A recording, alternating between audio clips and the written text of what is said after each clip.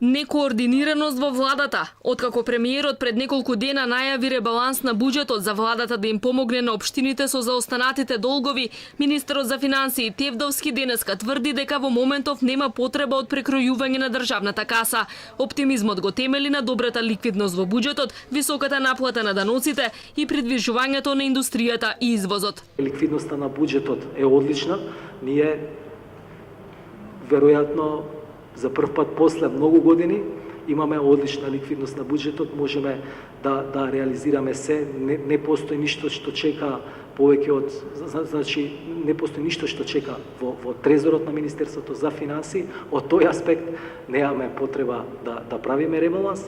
Секако ние постојано правиме анализи и ако сметаме дека треба да се направат некои корекции, тогаш ќе излеземе и ќе соопштиме. Токму долговите на општините беа причина ЗАЕВ да излезе со најави за ребаланс на буџетот. Тевдовски денеска склучи договори со 6 општини за финансиска помош за изградба на патишта, канализација и модернизација на училиште, но не со буџетски, туку со пари од Светска банка. Многу општини со години се заглавени во огромни долгови, а многу од нив се со блокирани сметки. Преку софтверот на Министерството за финансии, тие треба да ги евидентираат за останатите обврски, но се уште нема одговор колку точно должат. Според последните податоци од јануари годинава, оваа сума изнесувала 120 милиони евра. Објавивме, значи кога добивме прва бројка, може да видите на сајтот, тоа беше при промена на власта. Сега во моментов тече процес на евиденција и на крајот во последниот квартал предвидено е и објавување.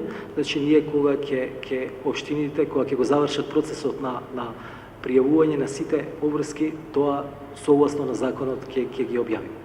Во меѓувреме, владата продолжи да се задолжува на домашниот пазар кај банките, пензиските друштва и осигурителните компании. Вчера продаде харти од вредност во висина од 12,6 милиони евра, а денеска ќе се раздолжи за истата сума. И покрај постојаните задолжувања, економската стагнација во првиот квартал и катастрофалната реализација на капиталните инвестиции од 21% до јули годинава, премиерот ЗАЕВ вчера рече дека очекува економијата да расте од 2,5 до 4% годинава.